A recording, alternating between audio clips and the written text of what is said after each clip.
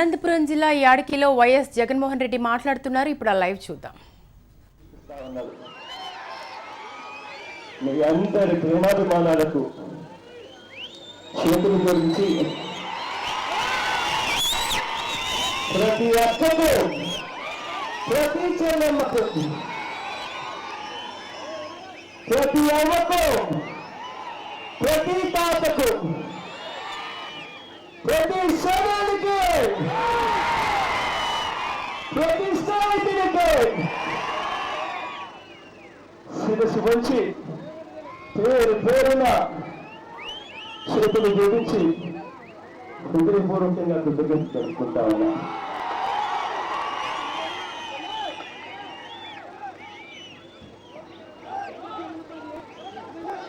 ఇవాళ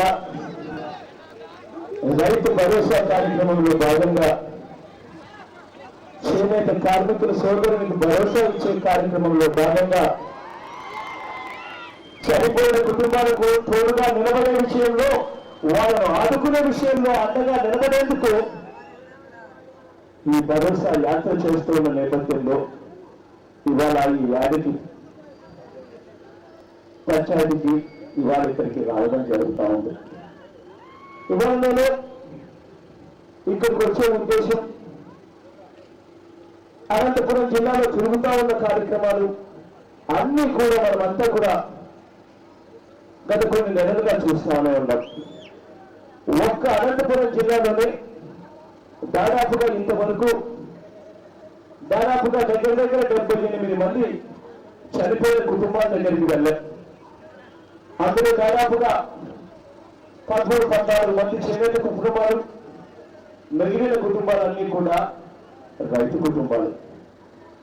వారందరూ కూడా ఆత్మహత్యలు చేసుకుంటూ ఉన్న పరిస్థితి ఎందుకు వచ్చింది, కారణాలు ఏమిటి అని చెప్పి ఒక్కసారి పరిపాలన చేస్తా ఉన్న చంద్రబాబు నాయుడు గారు గుండెల మీద చేతులు వేసుకొని తన మనస్సాక్షిని అడగాల్సింది పోయి అవహేళన చేస్తూ రైతులందరూ చాలా ఆనందంగా ఉన్నారు, చేనేత కార్మికులు కేరతలు కొడతా ఉన్నారు, డ్వాక్రా చెల్లెమ్మలు మరీ ఆనందంగా ఉన్నారు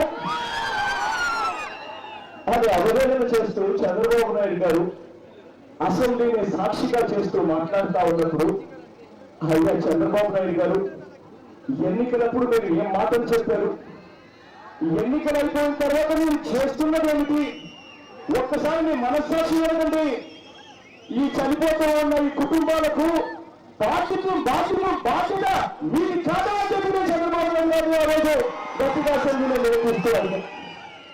ఆ రోజు ఎన్నికలప్పుడు ఇదే చంద్రబాబు నాయుడు గారు గ్రామంలోనూ తిరుగుతూ ఉన్నాడు. ఇంటికి వెళ్ళి టీవీ ఆన్ చేస్తే సార్ కనిపించేది వినిపించేది ఒక్కటే, ఇలా గ్రామాలలో కనిపించేదేమో అని చెప్పి ప్రజలకు ఇలా ఫ్లెక్సులు కట్టి ఫ్లెక్సులకి ఇలా లైట్లు పెట్టేవాడు. లైట్లు పెట్టి ఇంటికి వెళ్ళి ఏ టీవీ ఆన్ చేసినా కూడా వినిపించే మాట ఏమిటో తెలుసా, బ్యాంకుల్లో పెట్టిన బంగారం ఇంటికి రావాలంటే బాబు ముఖ్యమంత్రి కావాలి అన్న మాట వినిపించేది.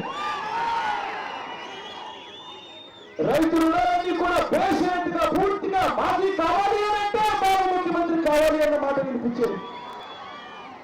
చేనేత కార్మికులకు పండుగ రావాలంటే, చేనేత కార్మికుల రుణాలన్నీ కూడా పూర్తిగా మాఫీ కావాలంటే బాబు ముఖ్యమంత్రి కావాలి అన్న మాటలు వినిపించేది. బాబు ముఖ్యమంత్రి అయ్యారు. ముఖ్యమంత్రి కావడానికి మోసం చేయని వ్యక్తి ఎవరిని కూడా వదిలిపెట్టలేదు.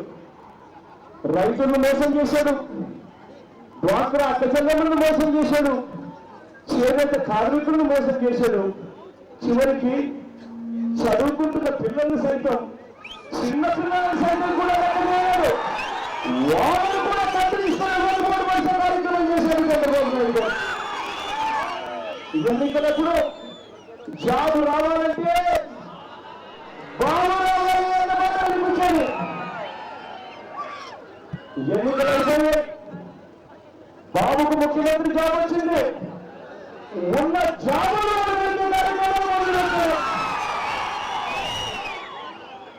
ఆనాడు జాబ్ ఇవ్వకపోతే ప్రతి ఇంటికి 2,000 రూపాయలు నిరుద్యోగులు ఇస్తామన్నారు.